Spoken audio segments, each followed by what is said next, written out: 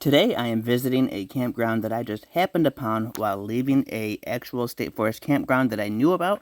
I was driving down the road and saw a sign and took a turn, and I'm glad that I did because I'm at Tomahawk Flooding State Forest Campground, and it's not on Google Maps, and I couldn't find anything on the DNR website about it, even though there's 47 sites here. This is a huge state forest campground and one that I never expected to come across in the middle of nowhere like this. Like I said, there are 47 sites, and you can see here the different fish species you can expect to catch out on the flooding.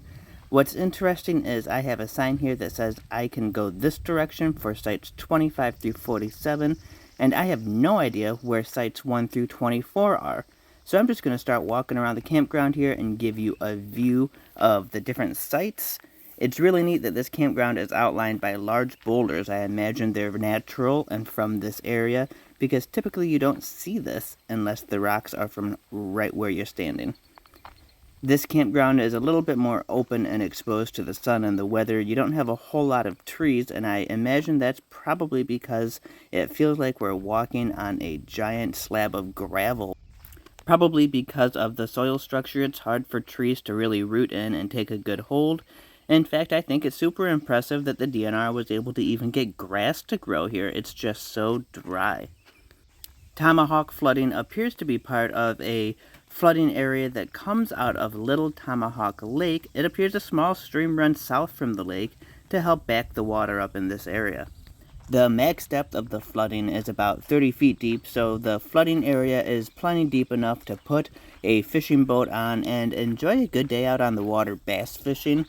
I have not seen any boat ramp yet, however I did see a sign indicating that there was one nearby, so I'll have to go back and figure out where this boat ramp is so we can get a good look at it.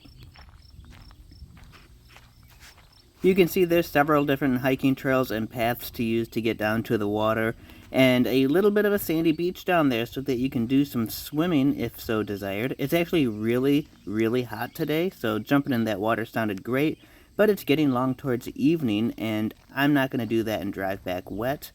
I just can't believe, look at the campsites here. These campsites are really big. They can definitely accommodate medium to large size rigs, and the campground is so quiet. I'm out in the middle of nowhere. It was a while to get back here to where this campground was even at, and there's not a single person here.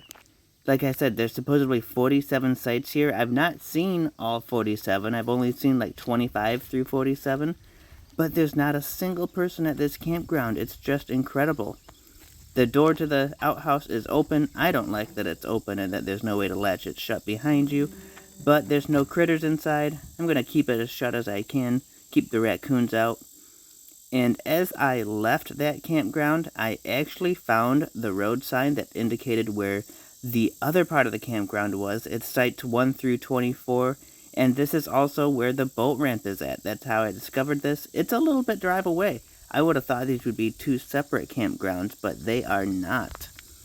The signage on the billboard here indicates that this is part of the exact same campground system, just a little bit farther away, and these are sites 1 through 24 of Tomahawk flooding.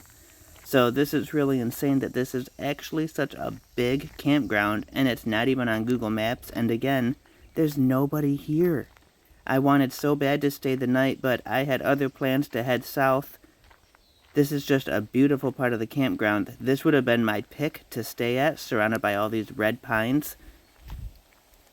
Look at this. It's so quiet. Supposedly this is a great spot in the fall for the possibility of viewing elk, and apparently there's bear activity in the area. You're also not too far from the high country pathway if you're looking to do some hiking in the area. It actually looks like off in the distance there might be a couple people here. But look at this. Look how deep this campsite is. And then the very next one here, just as deep. You could back an entire semi-truck back in there and still have space to park. In fact, that's almost what these people are hauling. It's such a big rig that they backed in. And again, look at all the space still in this campsite. And they backed in this huge fifth wheel. It was so quiet in this campground, even with those two campers there, I would have had no idea that anybody was staying here. Look at how great some of these sites are. Some of them back right up to the water, and I've not had any issues with mosquitoes so far as I'm walking down. Look at that, super deep back in there. You could almost camp and not even be seen by anybody as they're driving by, and you might not even hear them if they're walking by while you're sleeping in your tent. I can definitely see the value to come into a campground like this. Things are very much spaced out, and you have everything you need here. You have quiet, you have water, you have fishing and hiking opportunities. It's definitely a great big campground for a state forest campground. Let's check out the water situation here and see what we got.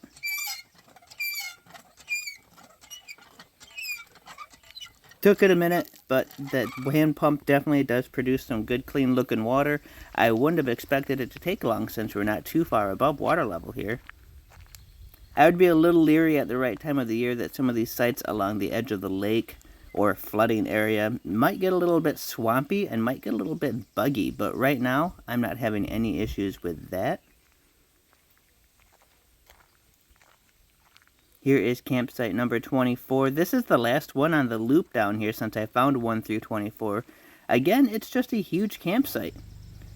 I managed to find the boat launch here, and it's a decent sized parking area, probably big enough to fit 3 or 4 different vehicles. And from what I'm seeing here, it probably doesn't get that much use, although somebody was here earlier. You can see the ramp is a little bit wet. There goes a water snake, maybe? Almost went after it, but I'm tired. It's actually long towards evening here. There's another snake swimming around. Snakes all over the place out here, so be aware of that. If you don't like snakes, don't come out here and wade in the water. Super nice area. For a flooding, this looks more like a huge lake, and it is definitely a great opportunity to come out and camp and fish.